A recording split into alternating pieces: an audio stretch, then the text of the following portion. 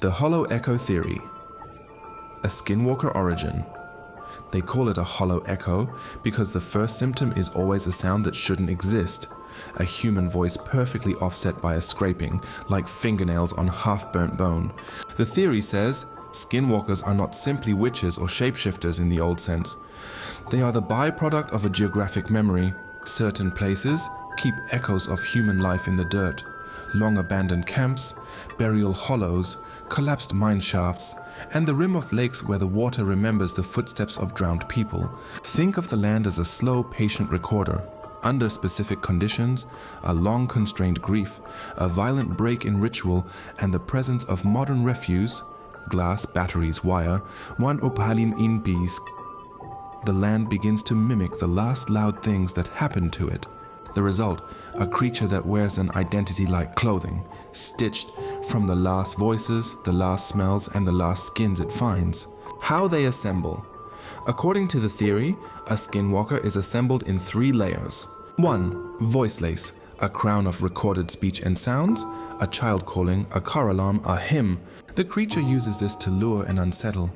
Ein Gewürf, Eisentümer hide skin, scavenged material, a raccoon pelt, a deer flank, a piece of human clothing.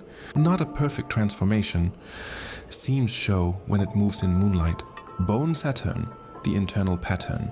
Found bones, broken tools, and rusted metal fused together in its stride. Up close you can see the way it walks, an imitation with wrong angles, like a puppet learning how to be human. Why it needs you? It doesn't hunt for food as much as it hunts for correction. The hollow echo step is broken, hairline fractures in its mimicry. When a Skinwalker finds a living person who remembers the place, who can name the dead, or recite the chant that once kept a camp whole, the creature tries to patch itself by borrowing that memory. If it can borrow enough, it becomes better at passing. If it fails, it becomes furious and restless. That's why most encounters happen near family sites, roadside shrines, or the last place someone went missing. The modern vector urbanization made it worse. Road salt, neon signs, and constant noise give these places more things to stitch with. The theory posits a new species of Skinwalker that prefers night-haunted highways and suburban edges. It wears a baseball cap over a fox's head and uses text message tones as voice lace. Witnesses report hearing a phone ping, then the voice of their dead neighbor calling them by name. The creepier part? Sometimes the voice is a voicemail from minutes ago, meaning the land can steal technology's memory and replay it like a ghostly jukebox. Signs you're being hunted. Soft copying, a shadow in the window that moves a second later than you do. False calls, your own ringtone plays, but the voice is someone you buried last year. Animal avoidance, dogs refuse to enter a space where the creature feeds on memory. The seam, if you catch a flash of wrongness. Eyes too many seconds without blinking. A mouth that doesn't quite shape words.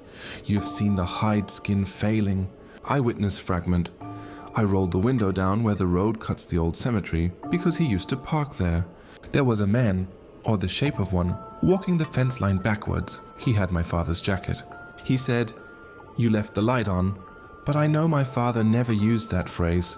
When I walked closer, he tilted his head like a dog and made the sound my sister made before she drowned. I ran. The jacket stayed on him. It stayed even after he stepped into the ditch and dissolved into a smear of gravel and song.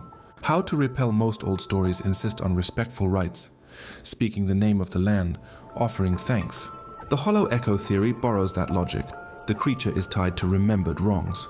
A whispered, honest acknowledgement of what happened on the place, naming it, apologizing, sometimes unthreads the voice lace. Crucially, this is symbolic, not a guaranteed technique. In the story world, the creature hates being seen as an accuracy, hates being catalogued, so confession and truth can interrupt its stitching long enough to escape. The last detail. If the theory were true, then cameras and constant audio surveillance are the worst things. They don't just record the creature, they give it mixers. A dashcam with sound is a needle and thread in its hand. The final, unsettling implication: if enough people drive past the same hollow with their phones out, the Skinwalker becomes more fluent, not weaker. Each replay teaches it how to be human. The more we document it, the better it learns our faces.